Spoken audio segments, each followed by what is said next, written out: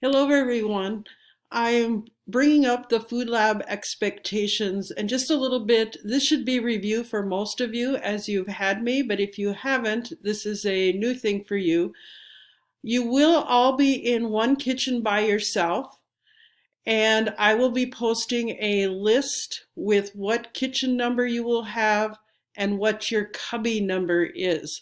Look in this week's folder as of Sunday at when I'm recording this at about 11:30. It's not there yet, but it will be there shortly for you, sometime this afternoon. You can check it out if you're already looking at this recording. So when you come into the room, you will put your materials, your books and things you're carrying, your coat, into a cubby. And I may give you two cubbies because I know if you have a coat and your backpack, it may not all go into the cubby. And with the smaller numbers, I can do that.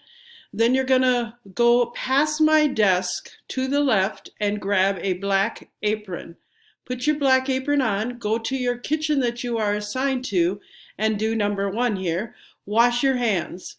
And before you wash your hands, make sure if you have long hair that you're putting it back in something. So remember to bring something for that. I do have coated rubber bands on my desk if you forget. I'm sorry about the bleep that's coming. You'll see every once in a while. I don't know, this no-man security thing that they put in last week when I was at school. Apparently it connected. Now when I'm at home, it keeps popping up and I can't get rid of it. So I'm sorry. You'll see it pop up once in a while. I apologize for that. There it is. I don't know why. I'm sorry. I try to quit the no-man and it'll pop up again. Number two. Once the lab has started, there's no wandering from kitchen to kitchen. Again, we have to be really safe and careful. We cannot have people roaming around the room. You're going to have to do a really good job of continually keeping yourself and your kitchen clean. There's about tying your hair back. That comes into when I was talking about do a good job of keeping your kitchen clean at all times. Counters, floors, keep washing your hands. If you touch your mask, if you touch your hair, you have to wash your hands.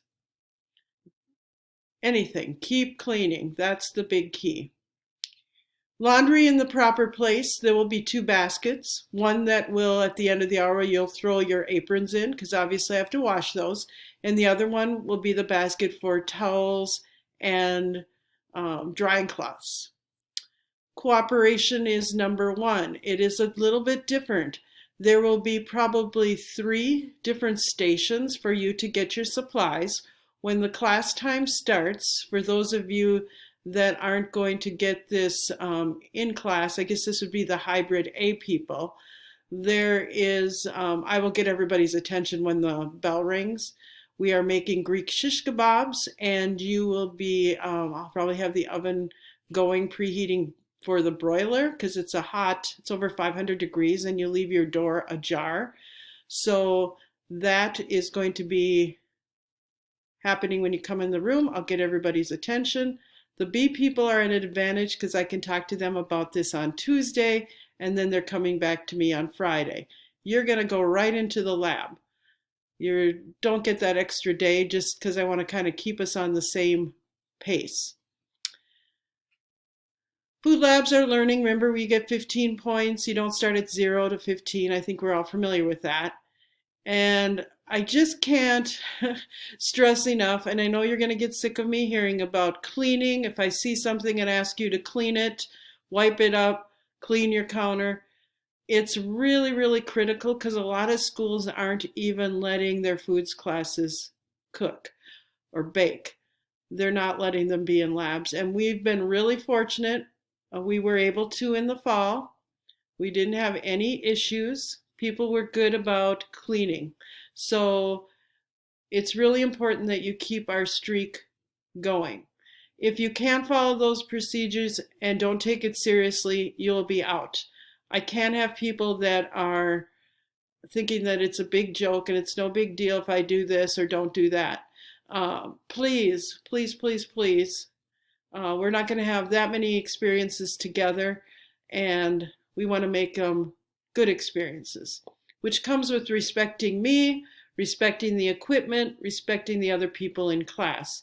I believe if I've looked at the number of people, I believe our classes have 8 or 9 on each day.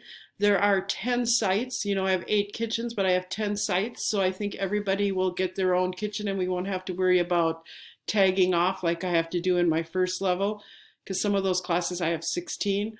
But I think we're pretty good. There might be one, I don't remember if it was second or fifth. There might be one class that might have a few extra people, but otherwise it'll should work out. Your cell phone, your iPad, any electronic devices, leave them in your cubby or leave them in your pocket if it's your phone. You're distracted, right? And you are going to be cutting up veggies and meat for your Greek shish kebabs, and you have to pay attention. You can't be distracted because we don't want to have injuries. So at this first lab, it's really important.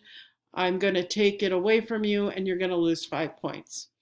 And I know you're here to have fun, but I expect you to be responsible. If you have specific questions, send them to me.